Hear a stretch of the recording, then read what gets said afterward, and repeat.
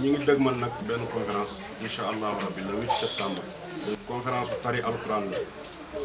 dañ fay feeñal li nga xamante ne mooy alquranul karim mi nga xamante ne yàllaa ko wàccee ci ay mbindeefam mu nekk tettal goo xamante ne bu leen jëriñ la fii ci La banlieue actu, la télé des surprises et du suspense. في جنة آلية لا تسمع فيها لاغية فيها عين جارية فيها سرور مرفوعة وأكواب موضوعة ونمارق مصفوفة. dawal yenn saa dañ koy jàngal lecture ba mën lecture te loolu mooy di gën a jafe jamono ji ndax daar yu bëri soo demee li ngay njëkk li ngay proposé ne di nga ñëw rek ñu jox la saar bi la wax ngay dégg te nag boo ñëwee dañ lay jàngal lecture nga mën lecture mën a liiral sa bopp soo paree nag ñu jox la saar bi boo liiral sa bopp ko jàng lii moom. nag suñu conférence yaakaar naa du conférence seex du conférence kenn ñun conférence la ñu waa ñu parents yi ñu ñoo moom conférence ñu jàpp ko le 8 septembre ñu bëgg parents élèves yëpp def ko seen yëfu bopp ñëw taxaw bu rafet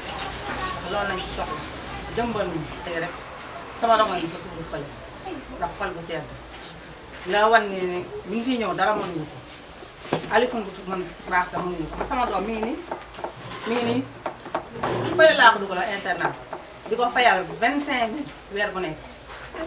te jàngu ba baax mënu si alxuraan bi mënu si français bi ma génne ko boo ko génnee mu dem jàngi fële daara te dama daan fay weer bu nekk 2000 ñu liwee bi ñu ñëwee fii nag ñu laaj am ku ni ma oustaz am na ko bi fii daara du fay ma ne ko mënuma waax ci laa ñëw batu laa fekk ma ñu ne ma waxtaanal batu bi ma amul benn problème fii amul fay ma ne ko inscription bi ñaata mun amul fay. Daara Mohamed Lamine Jemme woote naa jàmbaaru diine yaa ngi nii bu kenn du dee. suñu njaboot gi ñu fi indi kontante ba mënuñu wax xool yu fees ndax yaa ngi may naan yaa ngi bëgg a jooy dëgg la sama xol dafa sedd mu ma bëgg a jooy ndax lu mel nii daaw laa fekk te man samay doom li ñuy tari man bi leen jur mënuma ko te di ñaanal yàlla ustaas mi li mu bëgg ak li mu nekk ci xolam ñu xamuñu ko moo xam yàlla na ko borom bi subhanahu wa taala fay seex nag moom dañ koy bàyyi ak yàlla moom it ndax luñ ji njaam mooy ne ndax daara ji tey bu fi taxawee yàlla ak moom mu taxaw kullu kuy parent mu ne la laajuma la juróomi dara. su ko defee 10 heures ñu tàmbali li nga xamante ne mooy tari buñ taree ba 13 heures dinañ am ku ñuy defaral conférence di waxtaan ci thème bu nga xamante ne mooy crise des valeurs ñu koy defaral di Oustaz Makhtar Cissé di borom xam-xam di ko xamante ne ku ñu ràññee la ci diina ji ku ñu ràññee la ci Faydu Maolana Cheikh Ibrahim Niass moo ñu defal waxtaan boobu ba 14 heures bu jotee incha allah ñu dem julli ji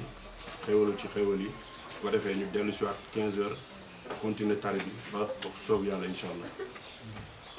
ñu ngi ñaan jigéen ñi cité gendarmerie ak jigéen ñi cité waa Jaxaay di ñaan waa gox bi yëpp sax ñu ñëw teewee suñu tari doom yi ñu bëgg a def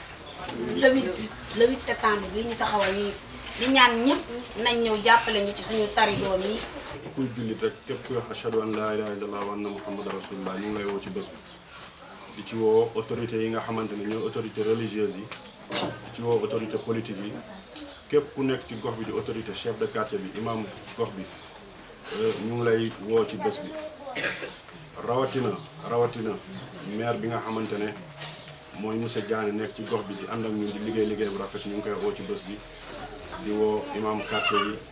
di woo chef de quartier bi di woo jaxaay ñëpp bàyyi ñu kenn cité gendarmerie Kër Massar bàyyi ñu kenn rawatina parents yi nga xamante ne ñoom ñooy parents d'élèves yi ñu ngi leen di woo ci bés bi ñoom ñëpp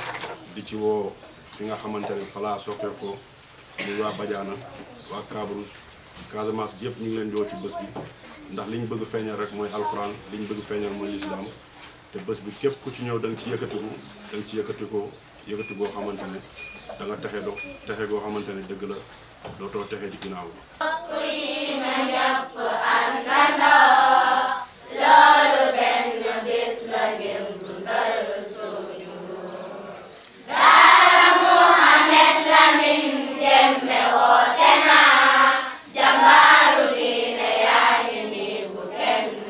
du tee. La banlieue actu, la télé des surprises et du suspense.